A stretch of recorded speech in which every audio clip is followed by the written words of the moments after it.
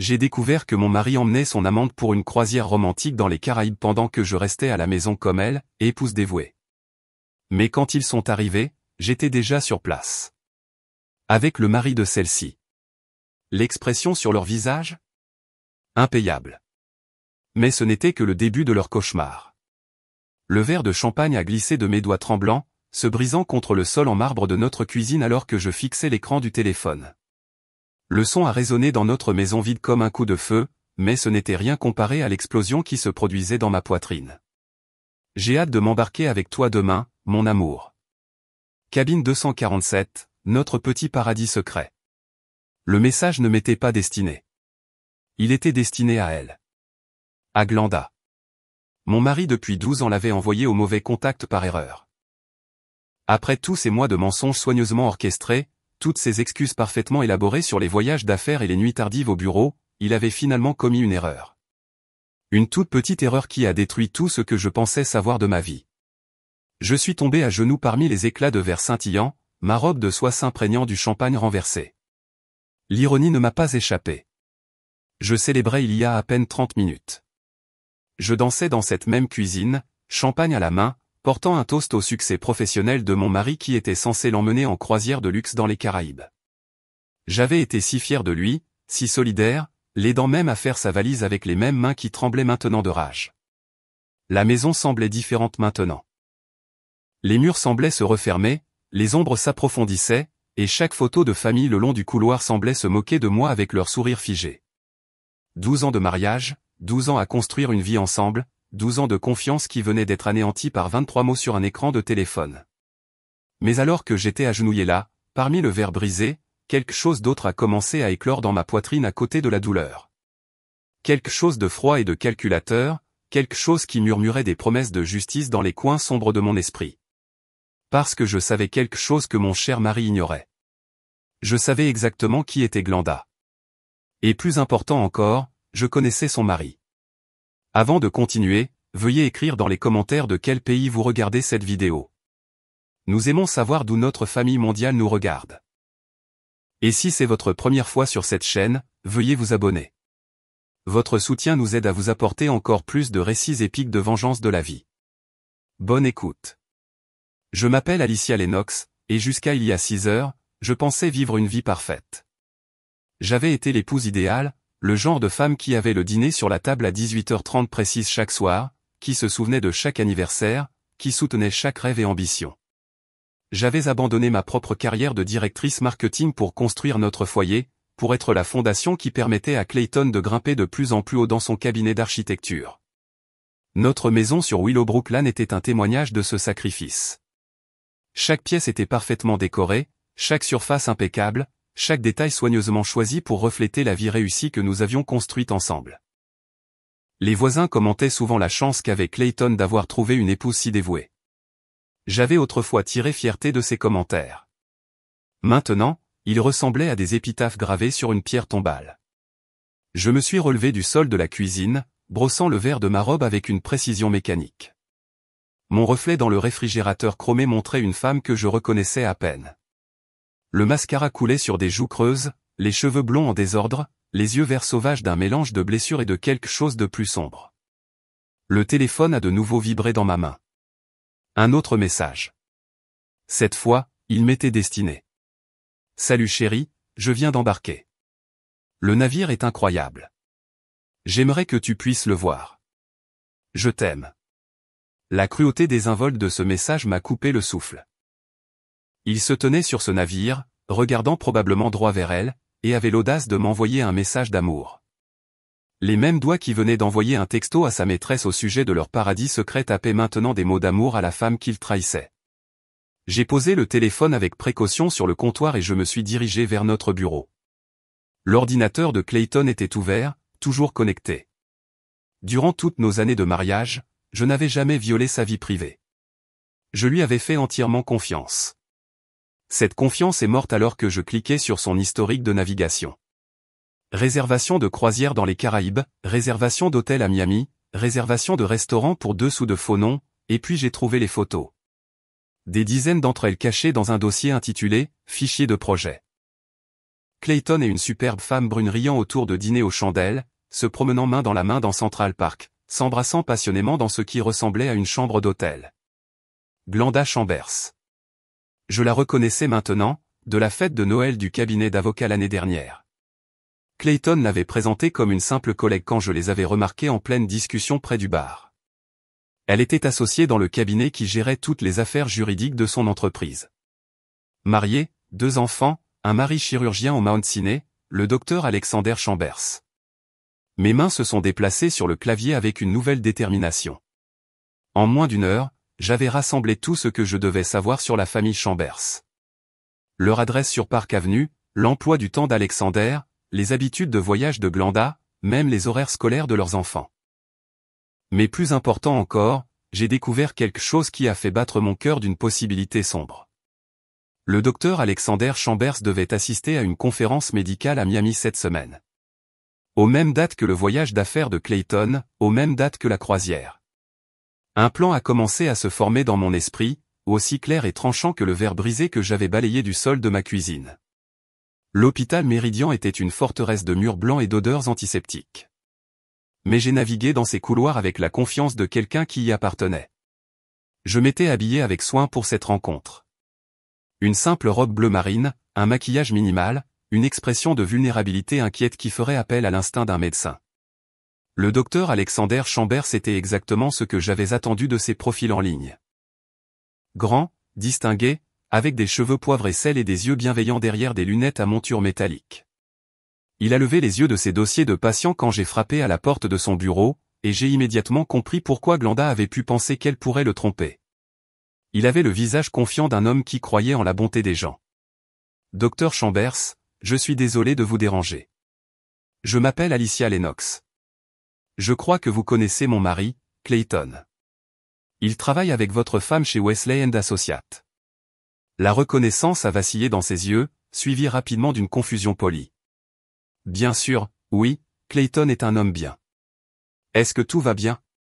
J'ai laissé ma voix se briser légèrement. J'espérais que vous pourriez m'aider à comprendre quelque chose. Voyez-vous, Clayton m'a dit qu'il partait en croisière d'affaires cette semaine, mais quand j'ai appelé le bureau, ils ont dit que Glenda était également absente. Je suis probablement stupide, mais... La couleur a quitté le visage d'Alexander. Glenda m'a dit qu'elle assistait à une conférence à Chicago. Peut-être que je me trompe, ai-je dit rapidement, observant attentivement son expression. Je suis sûr qu'il y a une explication parfaitement innocente. C'est juste que j'ai trouvé des choses sur l'ordinateur de Clayton, et je commence à m'inquiéter que peut-être. Je n'ai pas eu besoin de finir la phrase. L'esprit médical d'Alexander connectait déjà les points. Sa formation en diagnostic jouait contre lui alors qu'il reconnaissait les symptômes de la trahison. Quel genre de choses? Sa voix était stable, mais je pouvais voir ses mains trembler légèrement. J'ai sorti un dossier que j'avais préparé, des impressions des réservations d'hôtels, de la réservation de la croisière, quelques-unes des photos les plus innocentes. Rien de trop explicite, juste assez pour planter la graine du doute. Alexander a étudié les documents avec la même attention méthodique qu'il accordait probablement aux radiographies des patients. J'ai regardé son visage changer à mesure que les preuves s'accumulaient, j'ai vu le moment où son monde a basculé sur son axe, tout comme le mien. Il y a plus, ai-je dit doucement. La croisière. Ils y sont ensemble. Elle part de Miami demain matin. Le Celestial Dream, itinéraire de 7 jours dans les Caraïbes. Il a levé les yeux vers moi, et j'ai vu ma propre douleur se refléter dans ses yeux. Vous en êtes certaine? J'aimerais ne pas l'être. Nous sommes restés assis en silence pendant un long moment. 2 personnes qui venaient de découvrir que leur mariage était construit sur des mensonges. Mais là où j'avais déjà dépassé le choc initial pour entrer dans quelque chose de plus sombre, Alexander était encore en train de digérer la trahison. Que faisons-nous? A-t-il finalement demandé. J'ai une idée, ai-je dit. Mais j'aurai besoin de votre aide. L'appartement Penthouse d'Alexander surplombait Central Park, un témoignage de son succès en tant que l'un des chirurgiens cardiaques les plus éminents de New York. Nous étions assis dans son salon, entourés de photos de la vie de famille que Glenda détruisait nonchalamment avec sa liaison. Des photos de fêtes d'anniversaire, de vacances en famille, de remises de diplômes, toute une vie de souvenirs qui semblait maintenant souillée. Vous voulez que nous allions à Miami, dit lentement Alexander, retournant l'itinéraire de la croisière entre ses mains. Pour les confronter sur le navire. Pas confronter, ai-je corrigé. Les surprendre. Pensée Y, Alexander. Il se croit en sécurité sur ce navire. Il pense avoir parfaitement brouillé les pistes. Ils n'ont aucune idée que nous savons. Je me suis penché en avant, ma voix baissant à peine au-dessus d'un murmure. Imaginez leur visage quand ils nous verront. Quand ils réaliseront que leur petit secret parfait a été exposé de la manière la plus publique possible. Alexander a posé les papiers et s'est dirigé vers la fenêtre, regardant la ville où sa femme faisait probablement ses valises pour son escapade romantique. Cela ressemble à de la vengeance. C'est de la vengeance, ai-je dit simplement. Ils méritent de faire face aux conséquences de ce qu'ils ont fait. Ils méritent de ressentir le même choc et la même humiliation que nous ressentons en ce moment. Mais les enfants s'en sortiront mieux en connaissant la vérité sur leur mère, tout comme je m'en sors mieux en connaissant la vérité sur Clayton. Je me suis levé et les rejoins à la fenêtre. Écoutez, Alexander, je comprends si c'est trop pour vous. Je peux y aller seul. Mais pensez à ce qu'il prévoit. 7 jours sur une croisière de luxe à rire de la manière astucieuse dont ils nous ont trompés. 7 jours à croire qu'ils s'en sont tirés. Son reflet dans la fenêtre montrait un homme luttant avec sa conscience. Comment pourrions-nous même monter sur le navire? La croisière est complète depuis des mois. J'ai sourié, pour la première fois depuis la découverte de la liaison, j'ai ressenti quelque chose qui approchait de la satisfaction. Laissez-moi m'en occuper. J'ai encore quelques relations de mon ancien travail. Et l'argent peut résoudre la plupart des problèmes, surtout lorsque vous avez affaire à une compagnie de croisière qui veut éviter la mauvaise publicité. Mauvaise publicité. Pensée Y. Une femme infidèle et son amant, surpris par leur conjoint sur une croisière de luxe. C'est le genre d'histoire qui devient virale. Le genre d'histoire qui fait réfléchir les gens à 2 fois avant de réserver leurs propres escapades romantiques. Les compagnies de croisière paieront cher pour étouffer ce genre de scandale. Alexander s'est tourné pour me regarder directement et j'ai vu quelque chose de nouveau dans son expression. Pas seulement de la douleur, mais une lueur du même feu froid qui brûlait dans ma poitrine. Que prévoyez-vous exactement, Alicia? Je suis retourné sur le canapé et j'ai ouvert mon ordinateur portable, lui montrant les recherches que j'avais faites. Le Celestial Dream a un dîner formel du capitaine le 4e soir. Tenue de soirée exigée. Tous les passagers sont invités. Glenda et Clayton y seront, probablement assis à une table romantique, jouant le couple parfait. Et c'est là que nous ferons notre entrée. Ensemble, en tant que couple nous-mêmes. Les implications flottaient dans l'air entre nous. Le visage d'Alexander a traversé une série d'expressions, le choc, la considération, et finalement quelque chose qui ressemblait à une sombre détermination. Ils penseront que nous avons nous-mêmes une liaison. Laissez-les faire. Laissez-les vivre la confusion, le doute, ce sentiment de malaise dans leur estomac quand ils ne peuvent pas tout à fait comprendre ce qui se passe. Laissez-les se demander si leurs conjoints sont aussi capables de trahison. J'ai fermé l'ordinateur portable et je l'ai regardé sérieusement. Alexander, je ne vous demande pas d'avoir une liaison avec moi, mais je vous demande de m'aider à leur montrer ce que l'on ressent quand son monde est bouleversé. De les faire affronter les conséquences de leur choix de la manière la plus dramatique possible. Il est resté silencieux pendant un long moment, fixant les photos de sa famille. Finalement, il a parlé. Quand partons-nous? La chaleur de Miami nous a frappés comme un mur en sortant de l'aéroport, mais ce n'était rien comparé au feu qui brûlait dans ma poitrine. Alexander et moi formions un couple étrangement convaincant, le médecin en deuil et l'épouse trahie, unis dans notre mission de justice. Nous avions réservé une suite au Fontainebleau, le même hôtel où Clayton et Glenda séjournaient avant d'embarquer sur leur navire. J'avais confirmé leur réservation grâce à une combinaison d'ingénierie sociale et de pure détermination. Le concierge de la réception avait été étonnamment serviable une fois que je lui avais expliqué que je préparais une surprise pour mon mari. « Êtes-vous sûr de cela ?» demanda Alexander alors que nous nous enregistrions dans notre chambre. L'ironie ne nous échappait pas. 2 personnes mariées partageant une suite d'hôtels, tout comme le couple que nous poursuivions. Il est trop tard pour les doutes, ai-je répondu en sortant l'élégante robe noire que j'avais emportée pour le dîner du capitaine de demain soir. De plus, c'est vous qui avez suggéré que nous montions réellement à bord du navire. C'était la contribution d'Alexander au plan. Initialement, j'avais pensé que nous les confronterions simplement au port, mais il avait avancé un argument convaincant pour aller plus loin. Si nous voulons vraiment qu'ils comprennent ce qu'ils nous ont fait subir, avait-il dit, nous devons les laisser vivre la pleine paranoïa de la découverte. Laissons-les passer des jours à se demander ce que nous savons, ce que nous prévoyons. Il avait utilisé ses relations médicales pour nous obtenir une cabine de dernière minute sur le Celestial Dream. Apparemment, il y avait toujours de la place pour un chirurgien éminent et sa femme, qui avaient besoin de vacances soudaines pour des raisons de santé. Notre suite à l'hôtel était opulente, des baies vitrées donnant sur l'océan, une salle de bain en marbre plus grande que la chambre de la plupart des gens, un salon décoré dans des tons de crème et d'or. Cela aurait dû être romantique. Au lieu de cela, cela ressemblait à une salle de guerre. J'ai étalé l'itinéraire de la croisière de Clayton sur la table basse, marquant les lieux et les heures clés. Il prévoit d'embarquer à 14 heures demain. Le navire ne part pas avant 18 heures, donc ils auront le temps de s'installer, peut-être d'explorer un peu. Et nous, quand embarquons-nous ? 16h30, assez tard pour qu'ils soient déjà à l'aise, assez tôt pour que nous puissions nous établir avant le dîner. Je l'ai regardé. Rappelez-vous, pour tout le monde sur ce navire, nous sommes le docteur et Madame Chambers, en croisière romantique pour nous retrouver après une période difficile de notre mariage. Alexander a hoché la tête sombrement. Et quand nous les rencontrerons, nous improviserons, mais rappelez-vous, nous ne les confrontons pas directement. Nous existons simplement dans leur espace, les laissant tirer leurs propres conclusions sur ce que cela signifie. Le plan était délibérément vague car je voulais préserver l'élément de spontanéité. Trop de planification le rendrait répétitif, artificiel.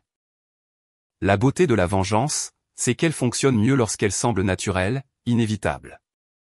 Ce soir-là, nous avons dîné chez Joe's Stone Crab, une institution de Miami que je savais que Clayton avait toujours voulu essayer. Et maintenant, demanda Alexander. Maintenant, nous profitons de notre soirée, ai-je dit en terminant mon champagne.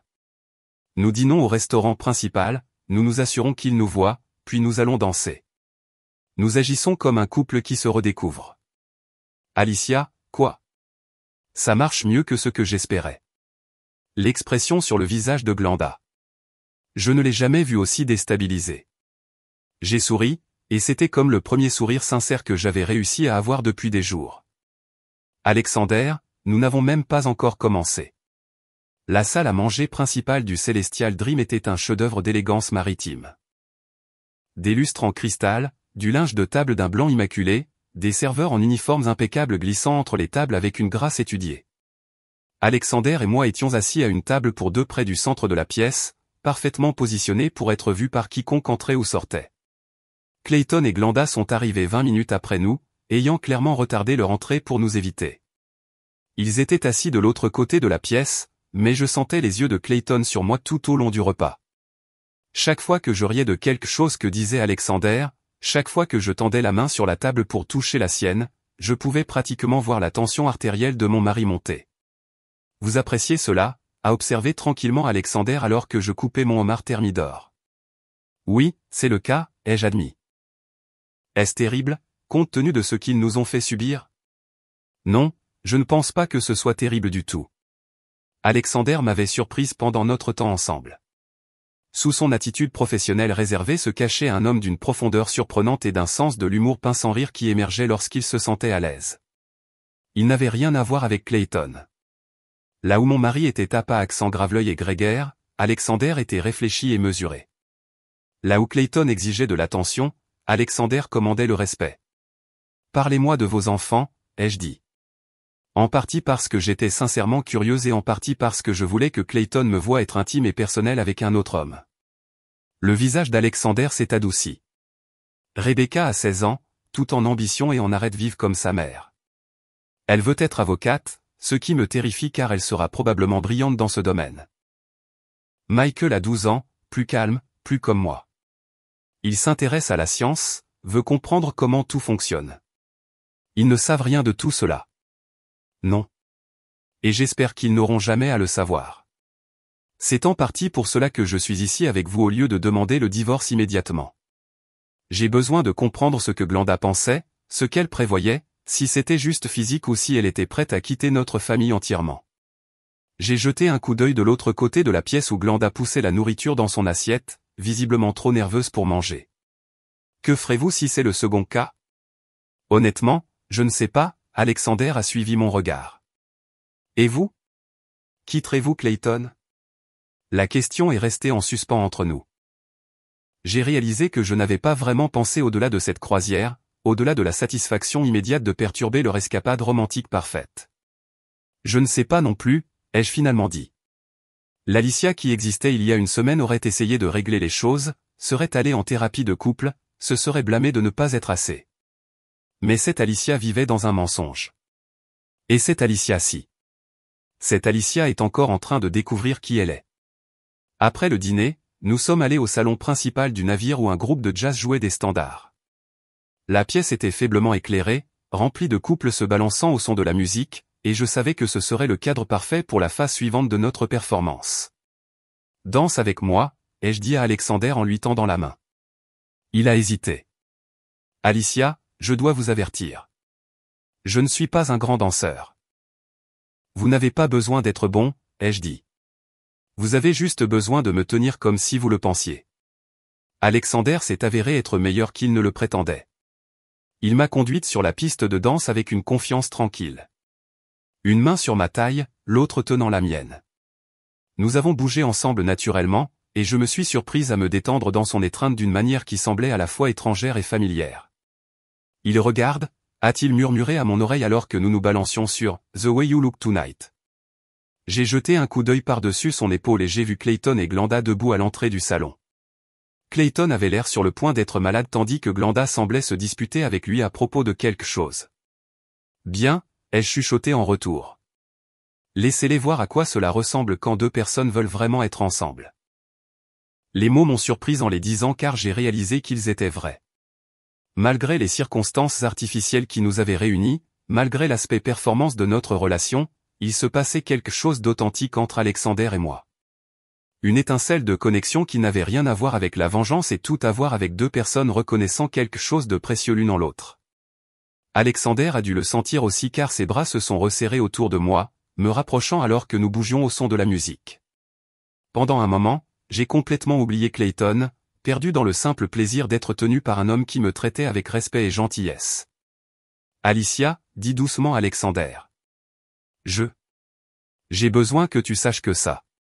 Quoi que ce soit entre nous, ce n'est pas seulement pour leur rendre l'appareil. » J'ai levé les yeux vers lui, voyant ma propre confusion et mes sentiments inattendus se refléter dans ses yeux. « Je sais. Qu'est-ce qu'on est en train de faire ? » « Je ne sais pas, ai-je admis. Mais je ne veux pas que ça s'arrête. » La chanson s'est terminée, mais nous ne nous sommes pas séparés immédiatement. Nous sommes restés là, sur la piste de danse, à nous regarder pendant que les couples bougeaient autour de nous comme de l'eau autour de Pierre. Finalement, Alexander a reculé, mais a gardé ma main. « On retourne à la chambre ?» J'ai hoché la tête, ne me faisant pas confiance pour parler. En quittant le salon, j'ai jeté un dernier coup d'œil à Clayton et Glenda. Ils étaient maintenant assis à une petite table, les têtes penchées l'une vers l'autre dans une conversation urgente. Clayton avait l'air hagard, plus vieux que ses 45 ans. Glenda ne cessait de jeter des regards vers la sortie où nous venions de disparaître. Mission accomplie. Mais alors qu'Alexander et moi retournions à notre suite dans un silence chargé, j'ai réalisé que la mission avait évolué en quelque chose de beaucoup plus compliqué qu'une simple vengeance. Je me suis réveillé le lendemain matin seul dans le lit king size, la lumière du soleil entrant à flot par les portes du balcon et le bruit des vagues créant une bande-son paisible. Alexander avait insisté pour prendre à nouveau le canapé malgré mes protestations et je pouvais l'entendre bouger tranquillement dans le salon. « Bonjour », ai-je appelé en enfilant un peignoir de soie. « Matin.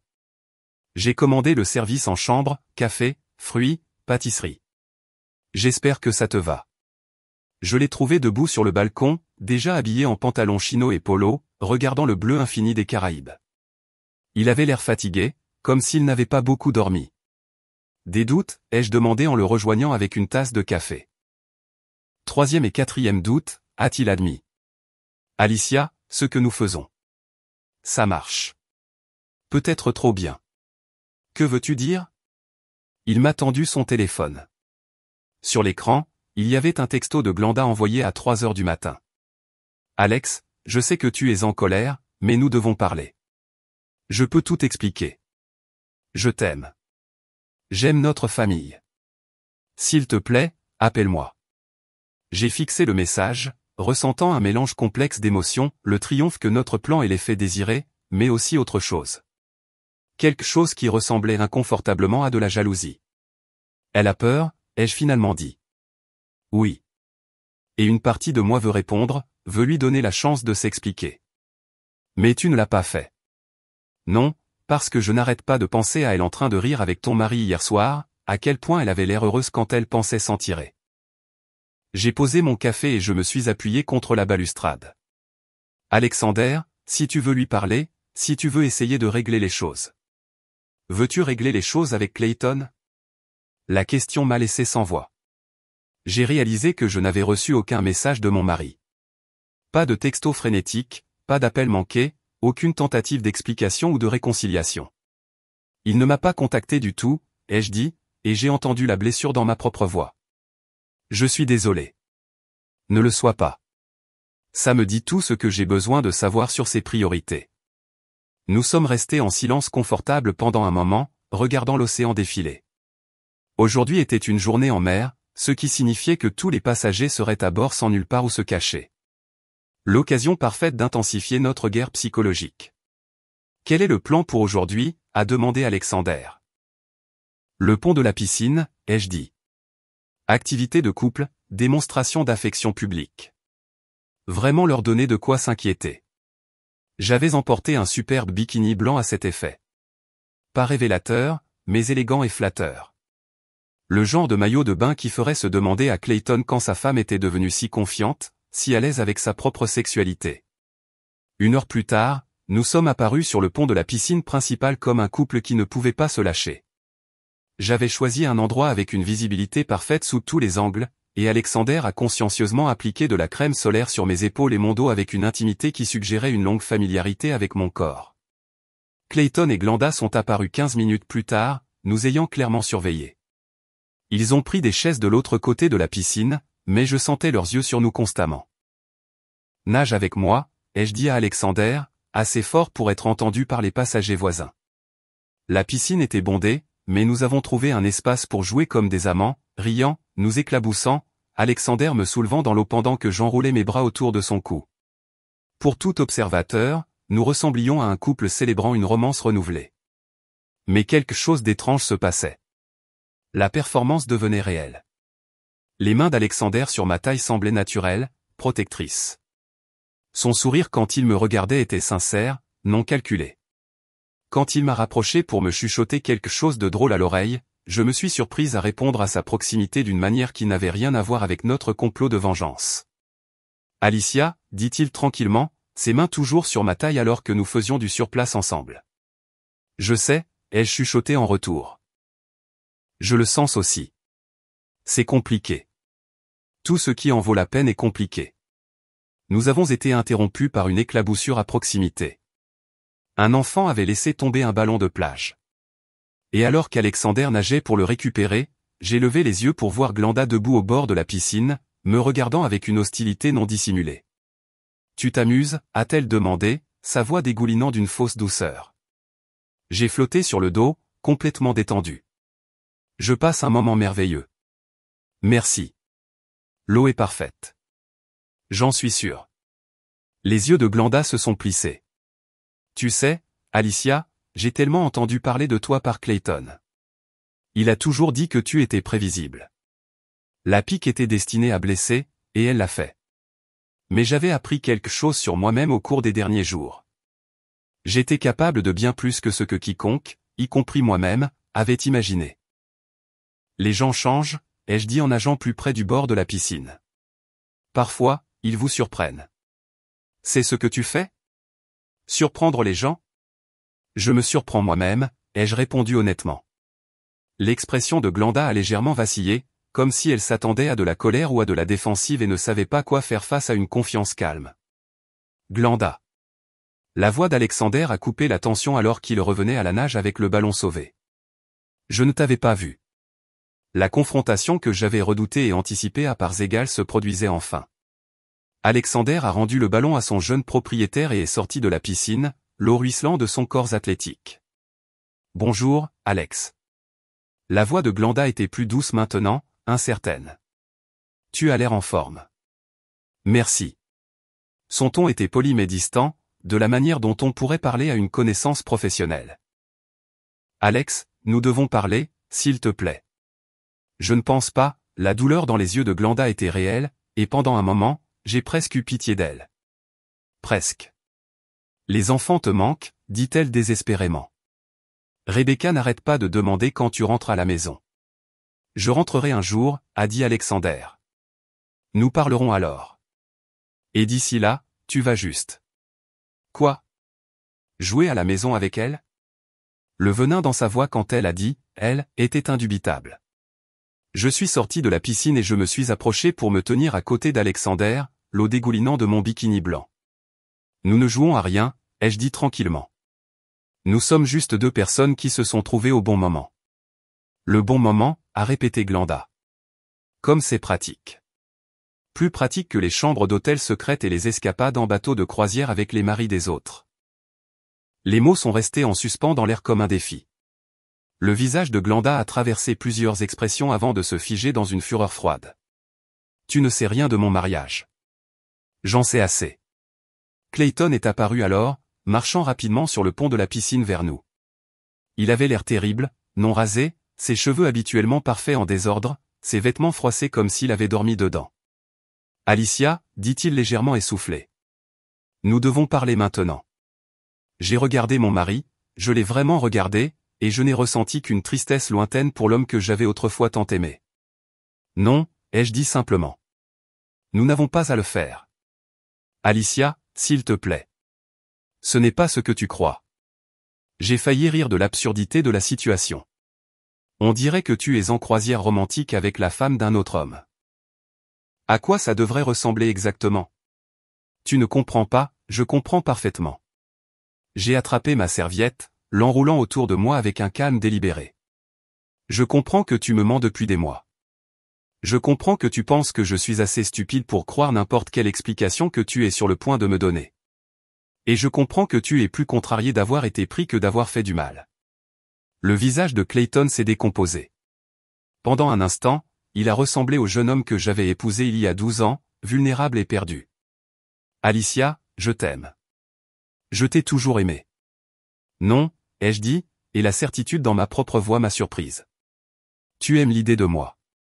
Tu aimes avoir une femme qui ne pose pas de questions, ne fait pas de demandes, ne cause pas de problèmes.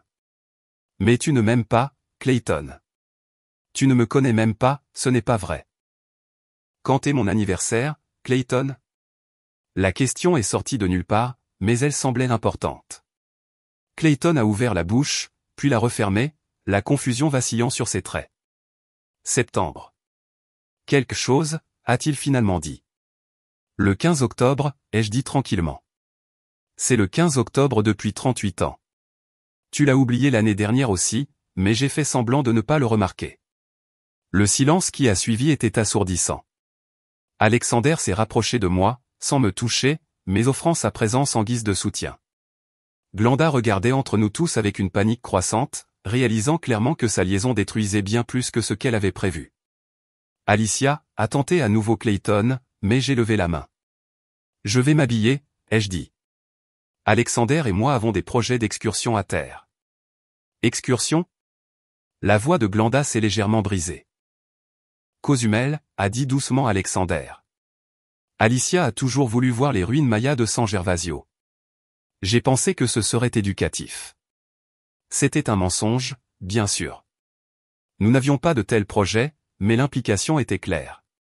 Pendant que Clayton et Glenda planifiaient leur escapade romantique, Alexander et moi construisions quelque chose de plus profond, de plus significatif. Alors que nous nous éloignions, j'ai entendu Glenda siffler à Clayton. Fais quelque chose. Ils nous font passer pour des idiots. Mais Clayton n'a pas répondu. Il est juste resté là, à me regarder partir avec un autre homme, comprenant enfin que la femme qu'il avait attendue chaque soir avec le dîner prêt et un sourire préparé avait disparu pour toujours. Le bateau navette qui nous a transportés du Celestial Dream au port de Cozumel était bondé de touristes excités, mais Alexander et moi étions assis dans un silence complice, regardant l'île grandir à mesure que nous approchions. La confrontation du matin nous avait tous les deux épuisés, laissant derrière elle un étrange mélange de satisfaction et d'épuisement émotionnel. Sommes-nous allés trop loin, a demandé Alexander alors que nous débarquions sur le quai animé. Quelle partie? L'humiliation publique ou le fait que nous commençons à nous soucier l'un de l'autre? Les deux.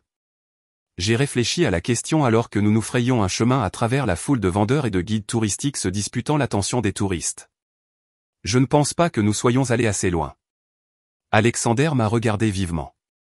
Que veux-tu dire? Je veux dire qu'ils sont toujours ensemble. Ils sont toujours sur ce navire, se réconfortant probablement l'un l'autre, se disant que nous sommes les méchants dans cette histoire. Ils n'ont pas encore fait face à de réelles conséquences. Alicia, je sais ce que tu penses. Que cela a dépassé la justice pour devenir quelque chose de plus sombre. Mais je ne peux pas m'arrêter maintenant, Alexander. Je ne les laisserai pas s'en tirer en pensant qu'ils peuvent simplement survivre à notre colère.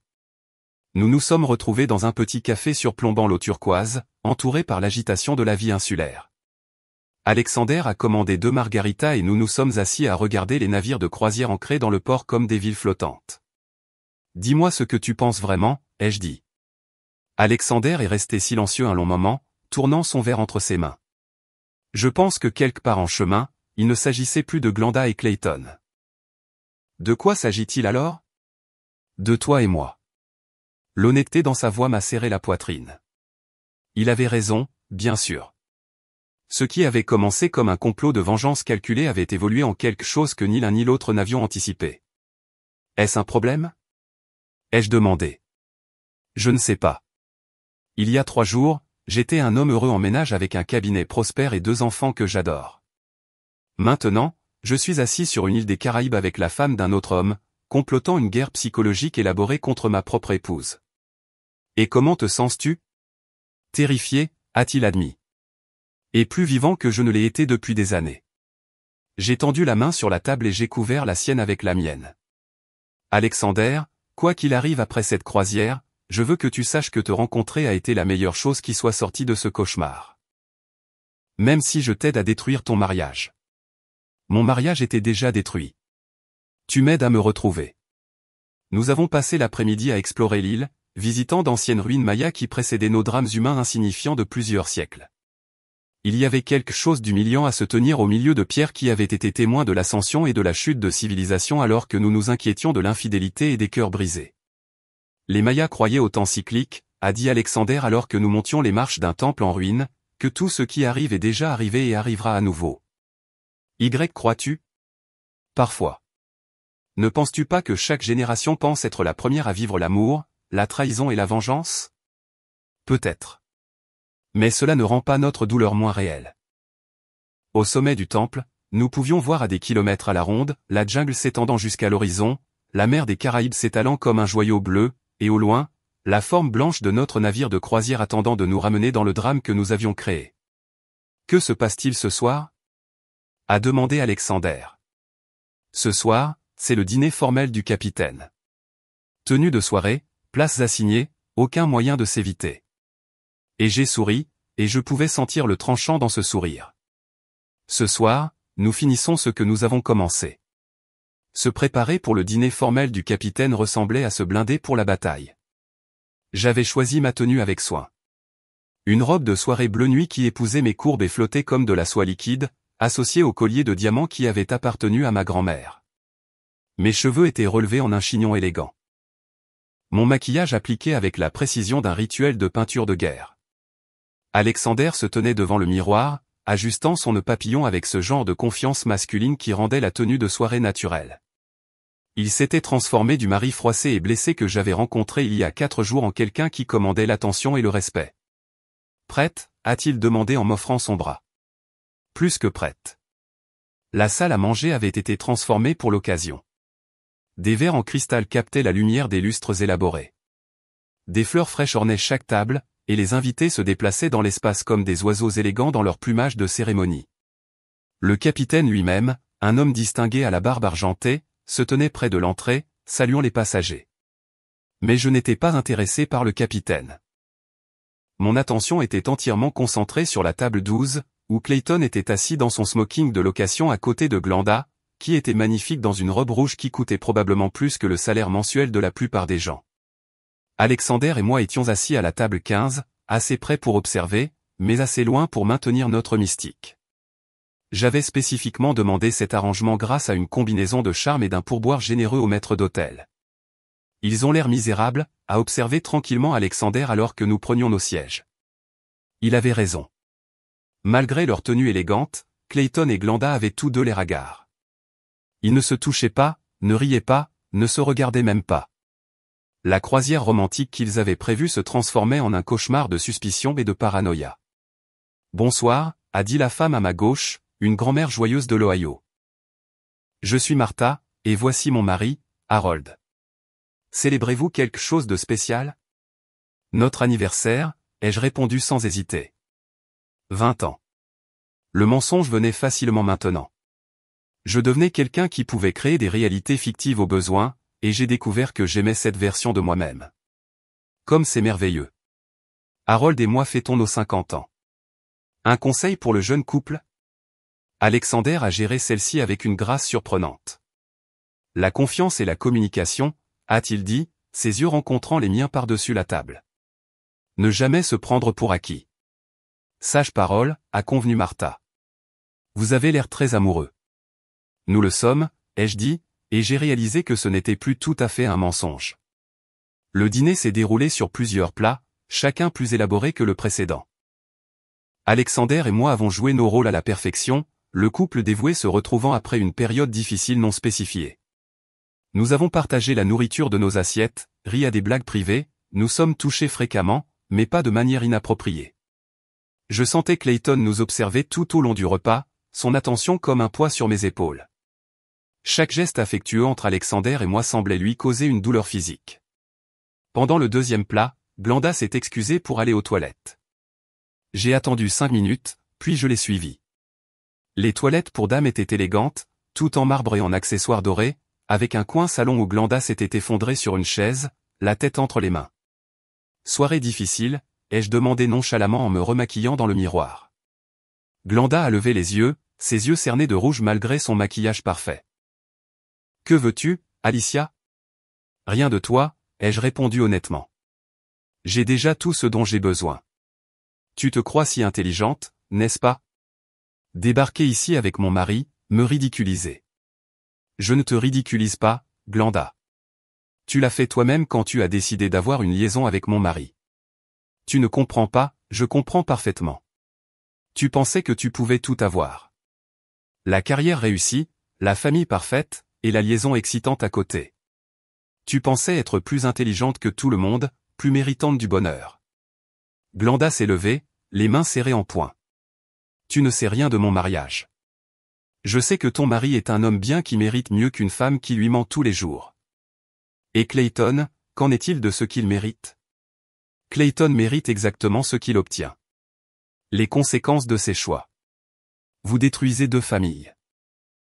Non, ai-je dit en refermant mon rouge à lèvres et en me tournant pour lui faire face directement.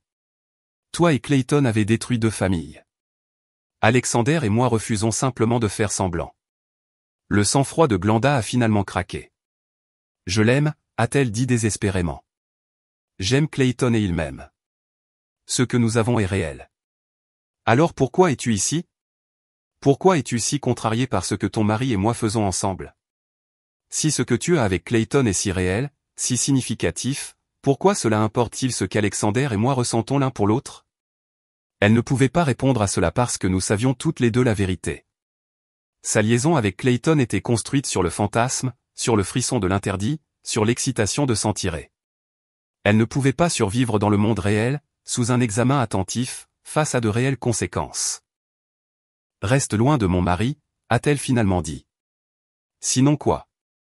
Sinon, je lui dirai ce que tu fais vraiment. Que tout cela n'est qu'une comédie, un complot de vengeance. » J'ai souri, et cette fois, il n'y avait rien de froid ou de calculé là-dedans. C'était un pur amusement sincère. « Vas-y, ai-je dit.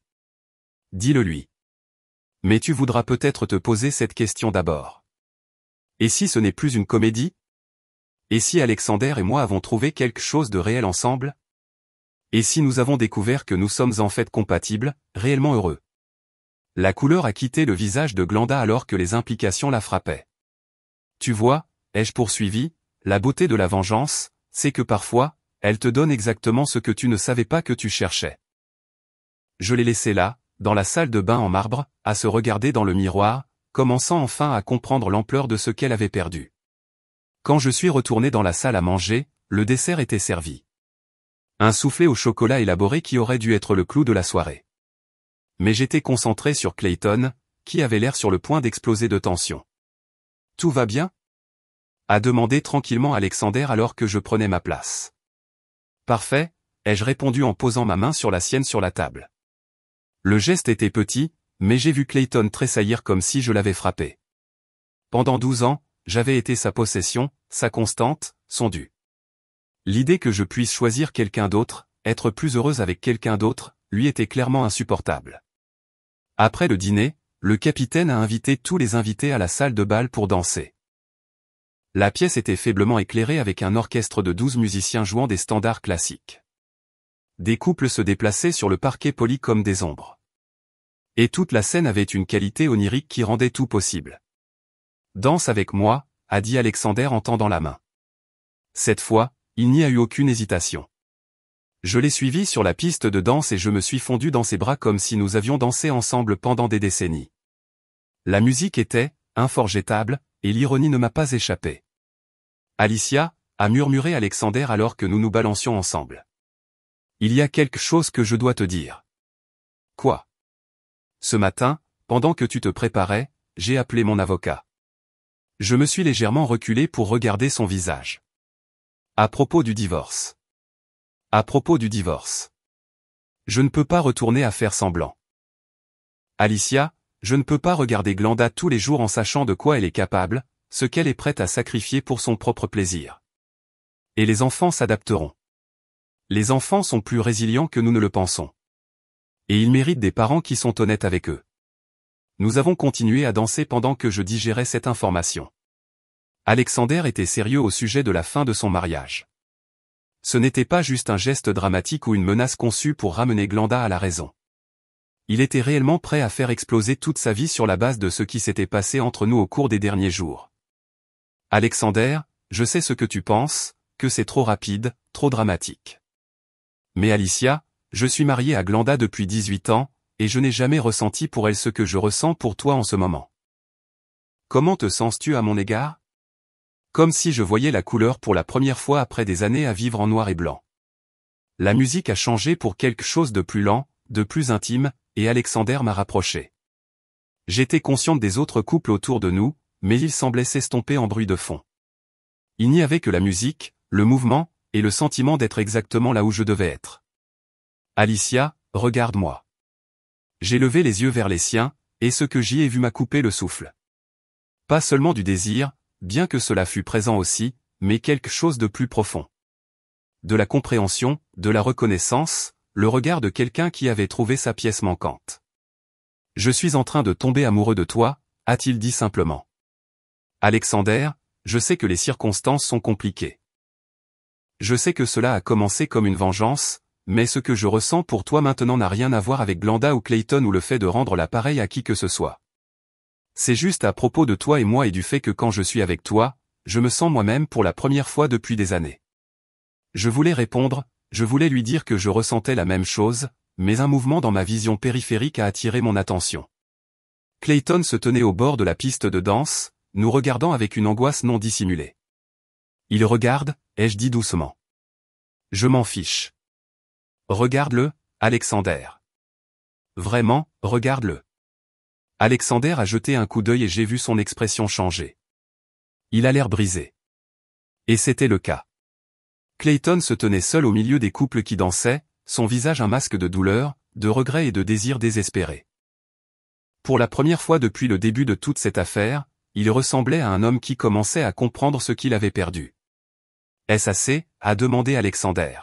« Est-ce ce que tu voulais ?» J'ai étudié le visage de mon mari, cet homme que j'avais aimé et avec qui j'avais construit une vie, et j'ai essayé de ressentir de la satisfaction face à sa misère évidente.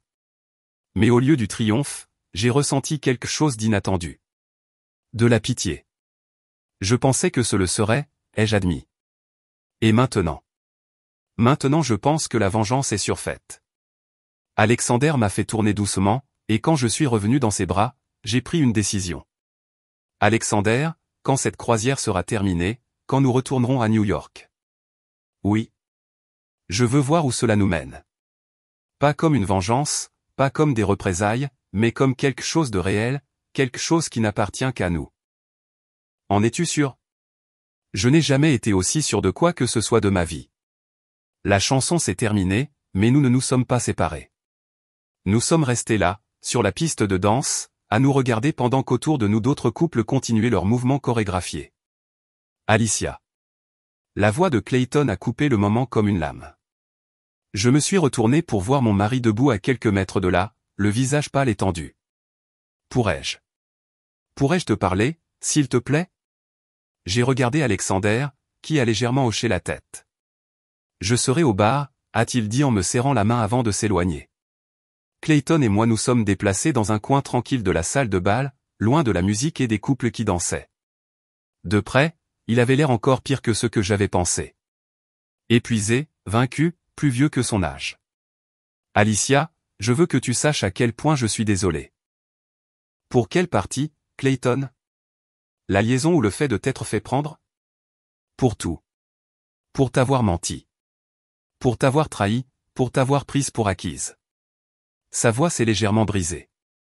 Pour avoir été un tel imbécile que j'ai failli perdre la meilleure chose de ma vie. Presque perdu. Alicia, s'il te plaît, rentre à la maison avec moi. Quitte ce navire. Quitte-le et rentre à la maison. Nous pouvons arranger ça. Nous pouvons aller en thérapie. Recommencer. Reconstruire ce que nous avions. Ce que nous avions été construit sur un mensonge, Clayton. Tu n'as jamais été pleinement engagé dans notre mariage. Jamais pleinement présent avec moi. Tu cherchais toujours autre chose, quelque chose de plus excitant. Ce n'est pas vrai. N'est-ce pas? Quand as-tu cessé de m'aimer, Clayton?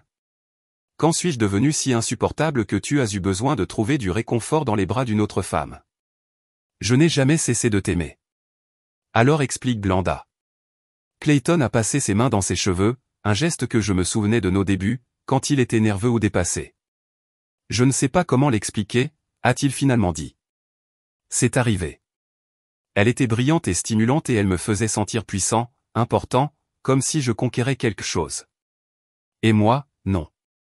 Tu me faisais sentir en sécurité, à l'aise. Mais Alicia, parfois un homme veut se sentir dangereux. L'honnêteté de la chose était brutale et éclairante.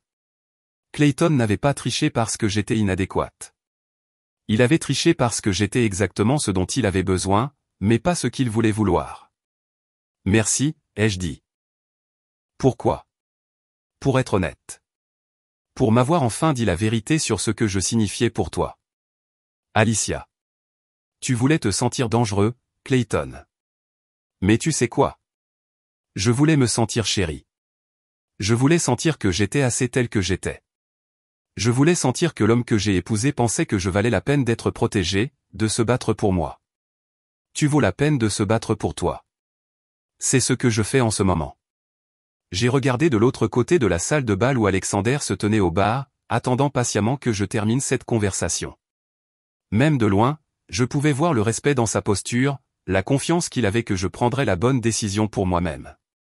Non, ai-je dit à Clayton. Tu te bats pour me garder parce que tu ne veux pas perdre ton filet de sécurité. Tu te bats parce que me voir avec un autre homme te rend possessif, pas parce que tu as soudainement réalisé ma valeur. Ce n'est pas juste. Juste? J'ai ri, et c'était un son sans humour.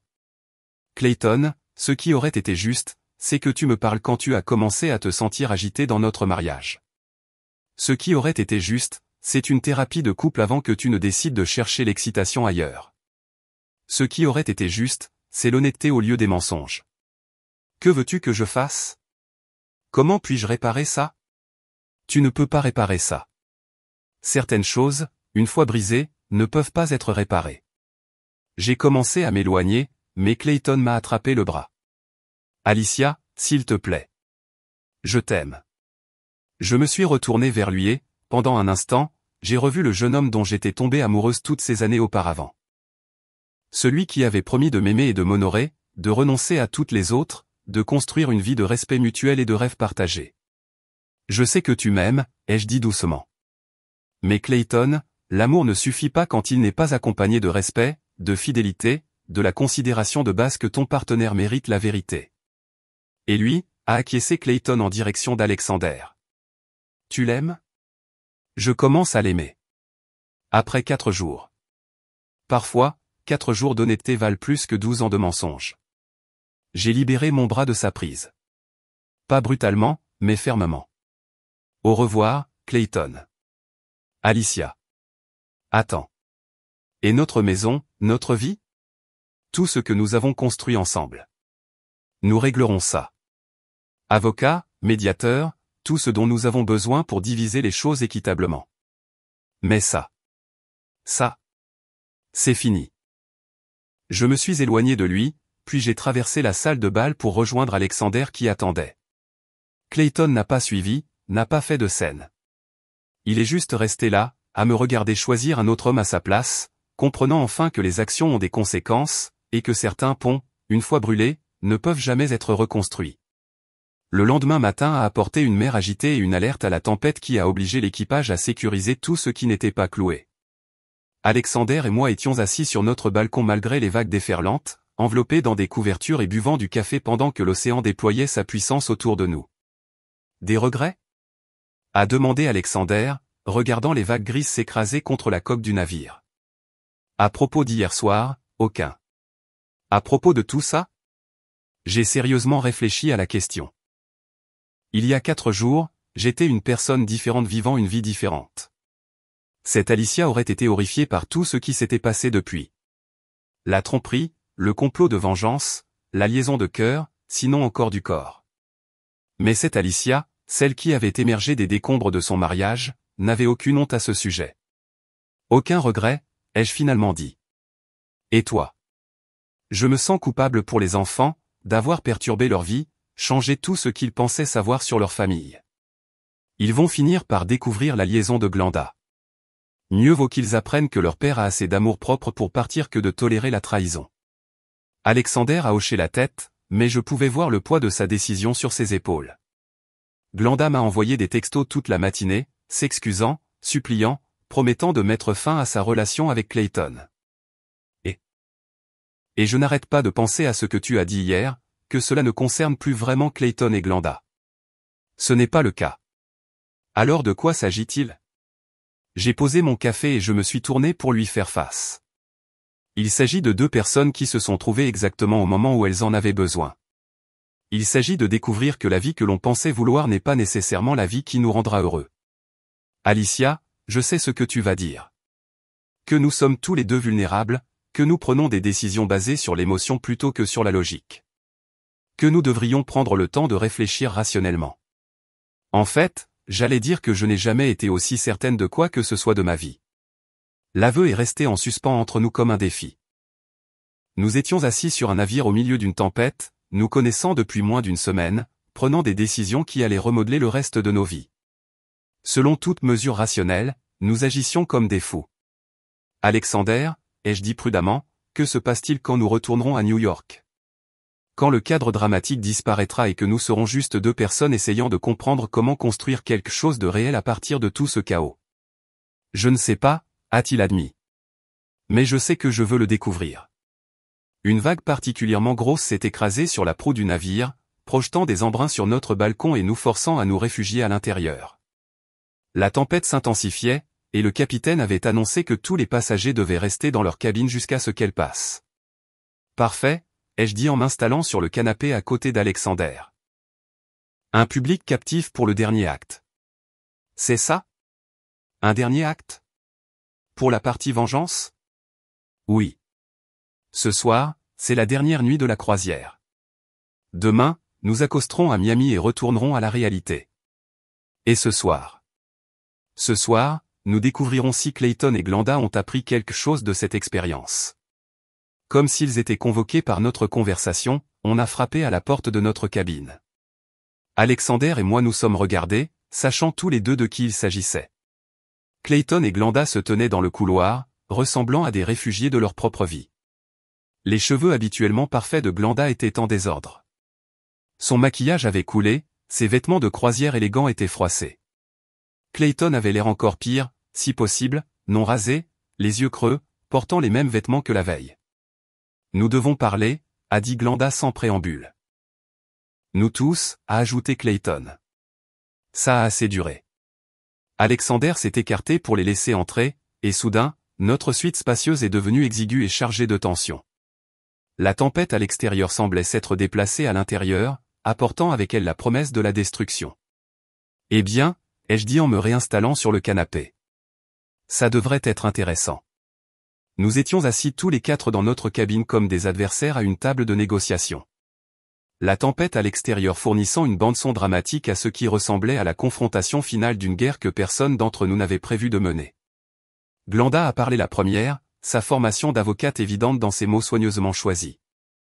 Alexander, je sais que tu es en colère et tu as tout à fait le droit de l'être, mais nous devons en discuter rationnellement, en tant qu'adultes, en pensant à nos enfants et à nos familles. Rationnellement? La voix d'Alexander était dangereusement calme. Glenda, tu as une liaison depuis des mois. Tu m'as menti, à nos enfants, à tous ceux qui te faisaient confiance. Où était ta rationalité alors? Les gens font des erreurs. Des erreurs? Ai-je interrompu? Glenda, une erreur, c'est d'oublier ton anniversaire ou de réserver 2 fois une table au restaurant. Une liaison, c'est une série de choix conscients faits au fil du temps. Chaque texto, chaque mensonge, chaque fois que tu as regardé ton mari dans les yeux et que tu l'as trompé, c'étaient tous des choix. Clayton s'est agité mal à l'aise sur sa chaise. Alicia, tu n'es pas exactement innocente non plus. Tu nous as tous manipulés, jouant à des jeux psychologiques. J'ai réagi à ta trahison, ai-je dit calmement. Il y a une différence. En ayant ta propre liaison. En ai-je une?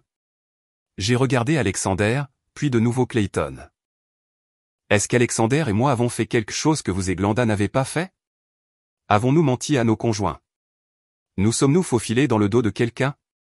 Avons-nous fait des promesses que nous n'avions aucune intention de tenir? Le silence qui a suivi était révélateur. Clayton et Glenda n'avaient pas de réponse car ils savaient que tout ce qu'Alexander et moi avions fait avait été à la vue de tous, avec une honnêteté totale sur nos intentions. La différence, a dit tranquillement Alexander, c'est qu'Alicia et moi nous sommes trouvés après avoir découvert que nous avions été trahis. Nous n'avons trahi personne pour être ensemble.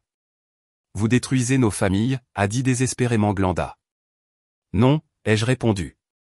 Vous avez détruit nos familles. Alexander et moi refusons simplement de vous aider à les reconstruire sur un fondement de mensonges. Glenda s'est tournée vers son mari, des larmes coulant sur son visage. Alex, s'il te plaît. Je t'aime. J'aime notre vie ensemble. J'ai fait une terrible erreur, mais c'est fini maintenant. Je ferai n'importe quoi pour réparer ça. Vraiment? A demandé Alexander. Démissionneras-tu de ton travail pour ne plus avoir à travailler avec Clayton? Te soumettras-tu à un test polygraphe? Me donneras-tu accès à tous tes appareils, tous tes comptes, toutes tes communications? Accepteras-tu une thérapie individuelle et de couple aussi longtemps qu'il le faudra? Diras-tu toi-même aux enfants ce que tu as fait et pourquoi papa s'en va? À chaque question, le visage de Glenda devenait plus pâle. Elle n'avait manifestement pas réfléchi aux réalités pratiques de la reconstruction de la confiance après une trahison aussi massive. Oui. Oui, si c'est ce qu'il faut. Et Clayton, a poursuivi Alexander en se tournant vers mon mari. Feras-tu de même? Démissionneras-tu de ton travail, te soumettras-tu à une surveillance, parleras-tu à tout notre entourage de ta liaison, prendras-tu l'entière responsabilité de la destruction de ton mariage? Clayton a ouvert la bouche, puis l'a refermée. Comme Glenda, il commençait à comprendre que les conséquences n'arrivaient pas seulement aux autres. Je le pensais bien, a dit Alexander. Vous voulez le pardon sans la responsabilité. Vous voulez récupérer vos mariages sans avoir à faire le travail de les reconstruire. Ce n'est pas juste, a protesté Clayton. Juste? Je me suis levé et je suis allé à la fenêtre, regardant la tempête faire rage à l'extérieur. Clayton, tu veux savoir ce qui n'est pas juste? Ce qui n'est pas juste, c'est de s'allonger dans le lit à côté de sa femme chaque nuit pendant qu'elle planifie son escapade romantique avec un autre homme. Ce qui n'est pas juste, c'est 12 ans de dévotion récompensés par la trahison. Je me suis retourné pour faire face à la pièce. Ce qui n'est pas juste, c'est de réaliser que l'homme autour duquel tu as construit ta vie ne t'a jamais vraiment vu comme autre chose qu'un accessoire pratique à ses ambitions. Alicia, ce n'est pas vrai. N'est-ce pas? Quand tu planifiais cette croisière avec Glenda, as-tu pensé à moi du tout? As-tu considéré ce que je ressentirais si je le découvrais? Te souciais-tu des promesses que tu m'as faites? Des vœux que tu as prononcés? Clayton ne pouvait pas me regarder dans les yeux. Bien sûr que j'ai pensé à toi. Et tu as décidé que je valais le risque de me blesser aussi gravement. Je pensais. Je pensais que tu ne le découvrirais jamais. Donc, tu pensais que tu pourrais me mentir pour le reste de notre mariage? Je pensais que ça passerait, que ce n'était qu'une phase. Une phase qui nécessitait de réserver une croisière romantique ensemble. Clayton n'avait pas de réponse à cela car nous savions tous les deux la vérité. Il n'avait pas l'intention de mettre fin à la liaison. Il avait l'intention de la poursuivre indéfiniment, gardant à la fois son mariage stable et sa maîtresse excitante. Glenda a essayé une approche différente. Alicia, je sais que tu es blessée et je suis désolé pour ma part là-dedans, mais ce que tu fais maintenant, briser 2 familles, blesser 4 enfants, est-ce que ça va vraiment te faire sentir mieux? Tu sais quoi, Glenda? Il ne s'agit pas de se sentir mieux. Il s'agit de refuser de prétendre que tes actions n'ont pas de conséquences. Je me suis approché de l'endroit où Alexander était assis, posant ma main sur son épaule. Alexander et moi n'avions pas l'intention d'avoir une liaison. Nous avions l'intention de vous montrer ce que l'on ressent quand on est trahi. Mais dans le processus, nous avons découvert quelque chose que ni l'un ni l'autre n'attendions. Quoi? A demandé Clayton, bien qu'il ait l'air de ne pas vraiment vouloir le savoir. Nous avons découvert que nous sommes compatibles d'une manière que toi et moi n'avons jamais été, Clayton. Que nous partageons des valeurs que toi et Glenda ne partagez apparemment pas. Que nous pouvons nous faire confiance d'une manière dont vous vous êtes avérés incapables tous les deux. Après 4 jours? La voix de Glenda était incrédule. Après 4 jours d'honnêteté totale, a corrigé Alexander. 4 jours à se voir vraiment, à s'écouter vraiment, à se traiter avec respect et considération. C'est de la folie, a dit Clayton en se levant brusquement. Alicia, tu jettes 12 ans de mariage pour un homme que tu connais à peine. Je ne jette rien, Clayton. Tu as déjà détruit notre mariage. Je refuse simplement de prétendre qu'il peut être sauvé. Et la maison, notre vie ensemble, tout ce que nous avons construit, nous le diviserons comme des adultes civilisés. Je prendrai ce qui est à moi, et tu prendras ce qui est à toi, et nous passerons tous les deux à autre chose. Juste comme ça? Juste comme ça. La tempête à l'extérieur commençait à se calmer, mais celle dans notre cabine atteignait son apogée. Clayton a regardé Glenda. Glenda a regardé Alexander. Et Alexander m'a regardé. Alors c'est tout, a finalement demandé Glenda. Vous allez tous les deux simplement quitter vos mariages, vos familles, vos vies entières. Non, ai-je dit tranquillement. Nous allons marcher vers quelque chose de mieux. Le dernier jour de la croisière s'est levé, clair et lumineux, la tempête s'étant dissipée pendant la nuit. Alexander et moi nous tenions sur notre balcon, regardant la côte de la Floride grandir à mesure que nous approchions de Miami. Tous les deux silencieux, sous le poids de tout ce qui avait changé. Des doutes, ai-je demandé, faisant écho à sa question des jours précédents. Non, a-t-il dit en me rapprochant. Mais je mentirais si je disais que je ne suis pas nerveux à propos de la suite. Que se passe-t-il quand nous retournerons à New York? Eh bien, d'abord, je dois dire à Rebecca et Michael que leur père divorce. Ensuite, je dois trouver un nouvel endroit où vivre, probablement un hôtel, jusqu'à ce que je puisse trouver un appartement. Ensuite, je dois comprendre comment reconstruire toute ma vie. Et quelque part là-dedans. Quelque part là-dedans, j'aimerais t'emmener dîner. Un vrai dîner, pas dans le cadre d'un plan ou d'une performance, juste nous deux apprenant à nous connaître sans le drame et les complots de vengeance. J'aimerais ça. Nous avons fait nos valises dans un silence confortable. Tous les deux réticents à quitter le sanctuaire flottant où nous nous étions découverts. Dans quelques heures, nous serions de retour dans le monde réel, traitant avec des avocats, de la logistique et la tâche compliquée de démêler des vies qui avaient été tissées ensemble pendant des années. Alicia, a dit Alexander en pliant sa dernière chemise. Je veux que tu saches que quoi qu'il arrive, ces 4 jours ont été les plus importants de ma vie. Moi aussi. Même s'ils ont commencé par la trahison et la vengeance. Surtout parce qu'ils ont commencé par la trahison et la vengeance. Si Clayton n'avait pas triché, si je ne l'avais pas découvert, si je n'avais pas décidé de faire quelque chose à ce sujet, nous ne nous serions jamais rencontrés. Alors, tu lui es reconnaissante? J'ai réfléchi à cela.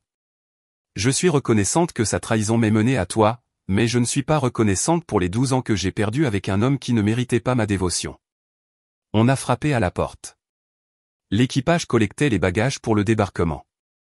Notre temps dans cette réalité alternative touchait à sa fin. Alors que nous nous dirigions vers la passerelle, nous avons croisé Clayton et Glenda dans le couloir. Ils semblaient être des personnes différentes du couple confiant qui avait embarqué 5 jours plus tôt. Le calme habituellement parfait de Glenda était fissuré, sa tenue de créateur semblant en quelque sorte miteuse. Clayton semblait avoir vieilli de plusieurs années en quelques jours, son visage gris de fatigue et de défaite. « Alicia » a dit Clayton alors que nous approchions. « Clayton. Je voulais juste dire que j'espère que tu seras heureuse, quoi que tu décides de faire. » Les mots m'ont surprise par leur sincérité. Pour la première fois depuis le début de cette épreuve, Clayton ressemblait à l'homme que j'avais autrefois aimé.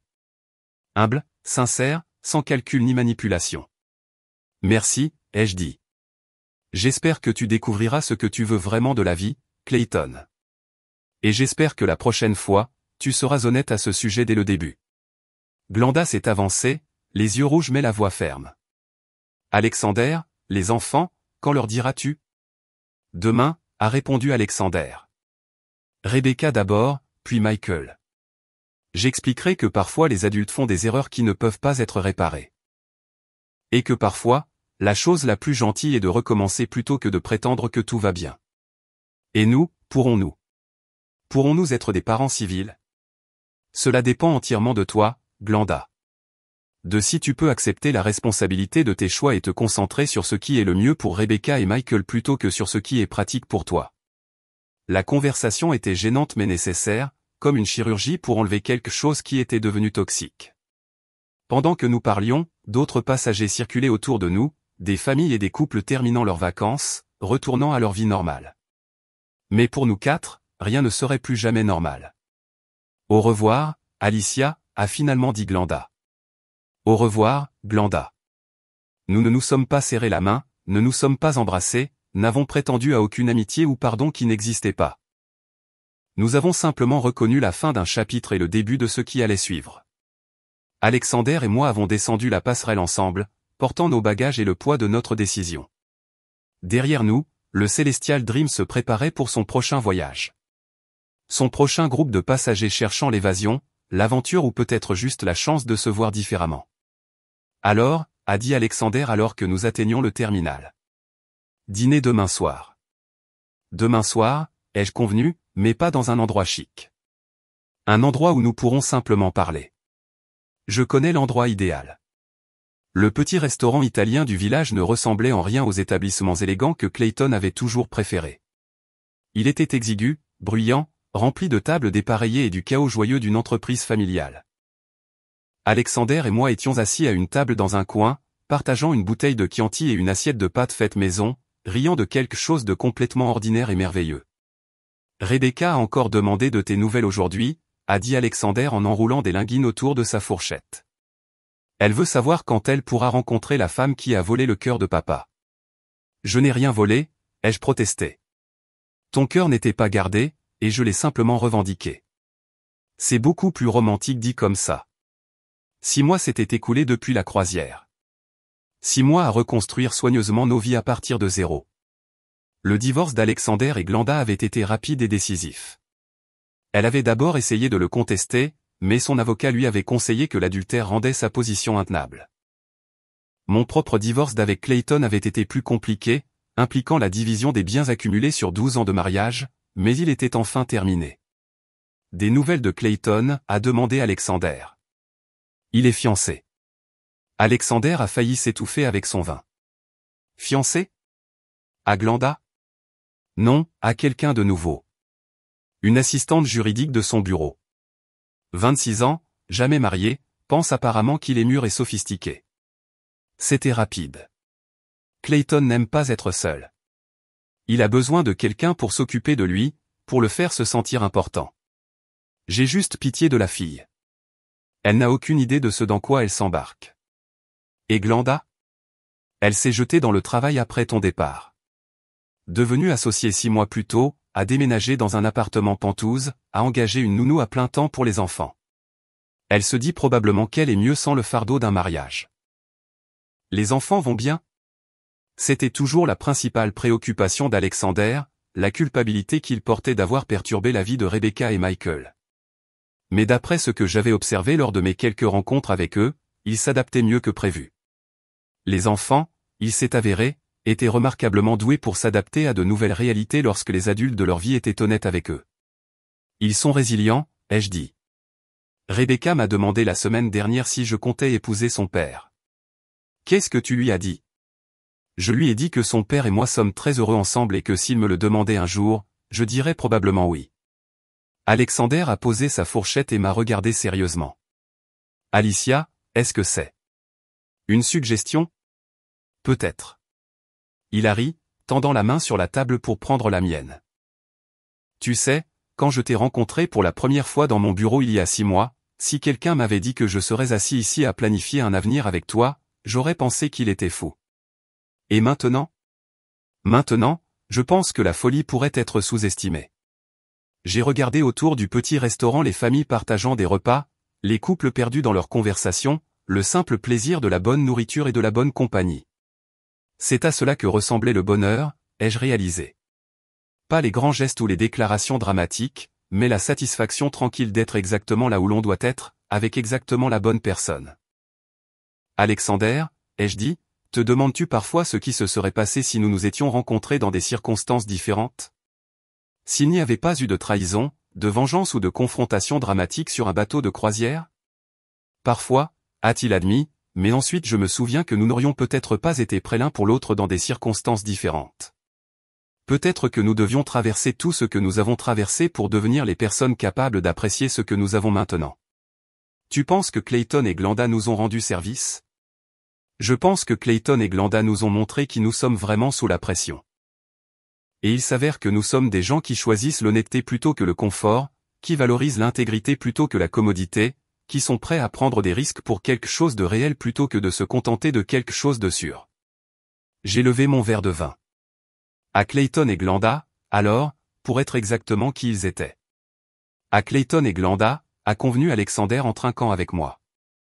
Et à nous, pour être meilleurs. Nous avons terminé notre dîner alors que le restaurant se remplissait de la foule du soir, comptant dans notre petit coin du monde. Demain, Alexander irait chercher ses enfants pour leur week-end ensemble, et je les rejoindrai pour le brunch du dimanche, une tradition que nous avions établie en mélangeant lentement nos vies séparées en quelque chose de nouveau et de partagé. Demain, nous continuerions à construire la vie que nous avions choisie. Plus désordonnée que nos vies précédentes peut-être, mais infiniment plus honnête. Une vie construite sur la base de savoir exactement ce que coûte la trahison et exactement ce que vaut la fidélité. Ce soir, cependant, nous retournerions à l'appartement que nous partagions maintenant et nous nous endormirions dans les bras l'un de l'autre. Reconnaissants pour la tempête qui nous avait réunis et pour le calme qui nous avait permis de rester. Dehors, la ville de New York bourdonnait de son énergie éternelle, pleine de gens qui faisaient des erreurs, trouvaient l'amour et découvraient que parfois la pire chose qui vous arrive peut mener à la meilleure chose qui vous soit jamais arrivée. À l'intérieur de notre petit coin du monde, 2 personnes qui avaient été trahies par ceux en qui elles avaient le plus confiance avaient trouvé quelque chose qu'aucune d'elles ne cherchait. Un amour pour lequel il valait la peine de se battre, un partenariat construit sur la vérité, et la profonde satisfaction qui vient du choix d'être assez courageux pour recommencer quand recommencer est le seul moyen de trouver le bonheur. Et si ce n'était pas la vengeance parfaite contre ceux qui avaient essayé de nous détruire, je ne savais pas ce que c'était.